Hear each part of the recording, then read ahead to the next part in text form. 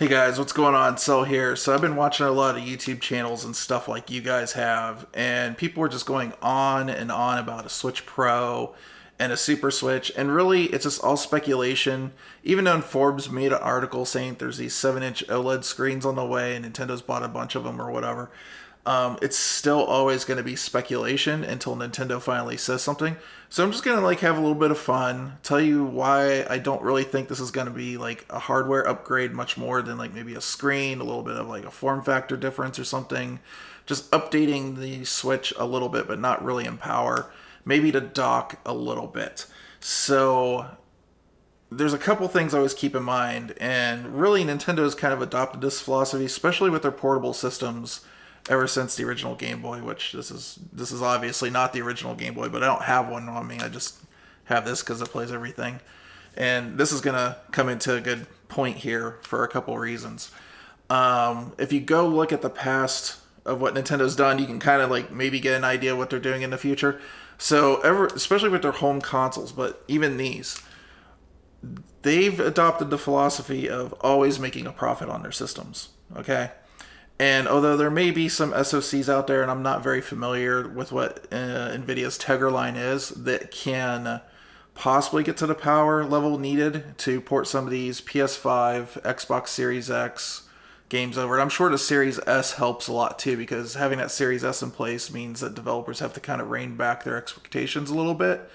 And it makes it a little bit more realistic for some of these games to go to a portable device at some point in the future. But I think the games that you're going to see coming out on these next gen consoles for the next couple of years, you're not going to see it on something like a Switch like until like a successor comes out.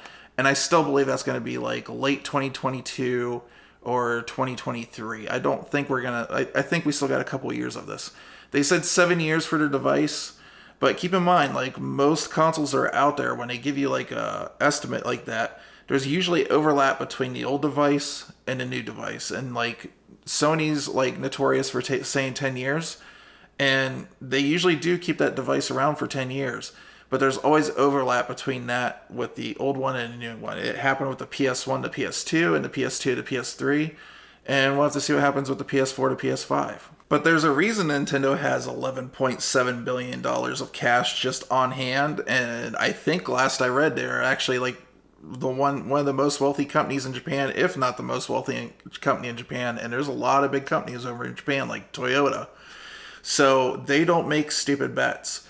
And they usually wait for the technology prices to come down, and they also try to sell systems at a lower cost than everybody else.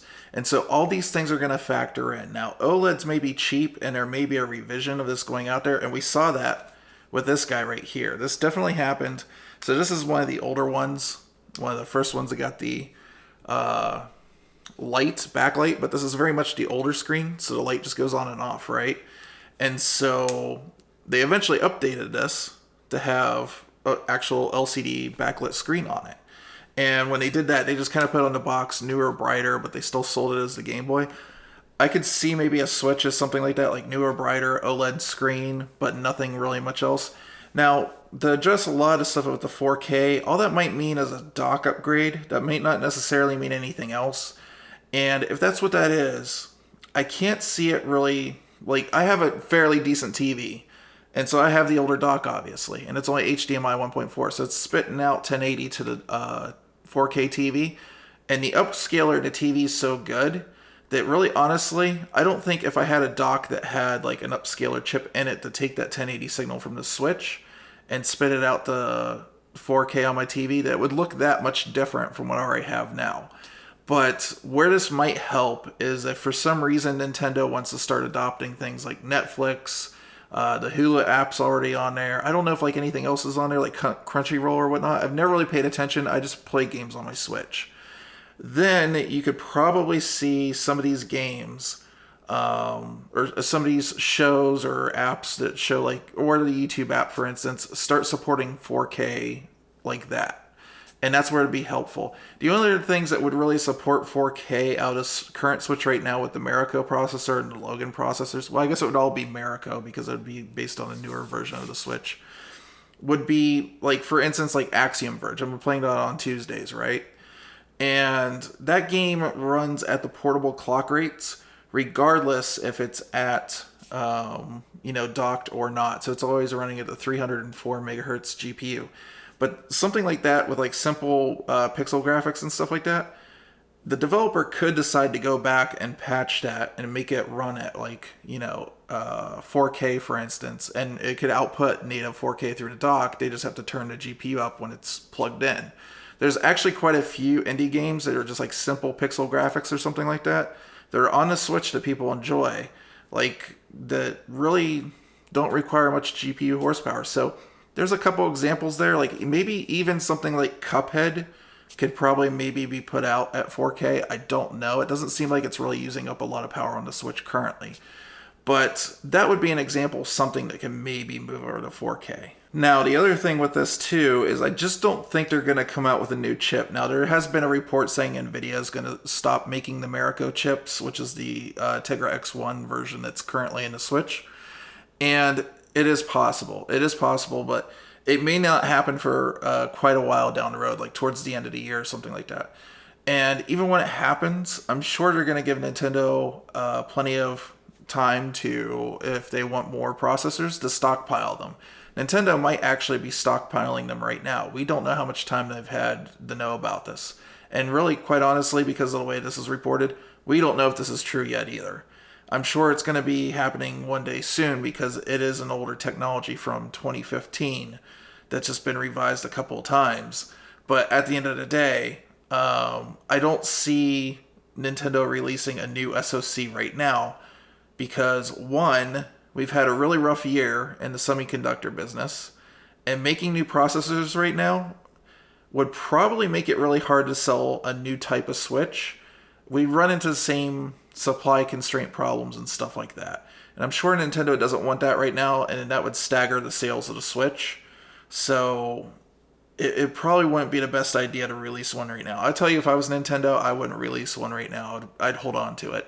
Number two, the reason I would hold on to making a new SoC is there's been a lot of advances in deep learning super sampling, which is NVIDIA's upscaling technology using machine learning to reconstruct images using lower resolution base images, right? And it's been really, really successful. They're on DLSS 2.0 right now. And really, honestly, DLSS is not something you can just plug into anything. It has to be supported at the game level. There has to be hardware on the chip for it. And it's just not really cost efficient for anything except for the PC guys right now and the GPUs that they have in their systems. For something like low cost like Nintendo would have, we got a few years before that catches up to the point where they could put that in a system and have it be battery efficient and all that. So I just don't think we're really looking at a new Switch until at least, like I said, I would think they would probably announce it in 2022 and then release it again like around March in 2023. Whatever this thing is, it's probably at best just like a little polishing up or like a little bit slightly better Switch. Maybe a different battery in it, maybe a little bit bigger, maybe a little bit different form factor. I would love a Switch the size of my Switch now, but just ditches Joy-Cons and just it's unibody like the Switch Lite. I think that would be so cool because I have a Pro controller, I have Joy-Cons already. Something like that would be cool. I know they're probably not going to do that. They're going to stick with the Joy-Cons, but I would love to see that personally. But that's kind of my feelings on it. It's probably not going to be anything different than the revision of this.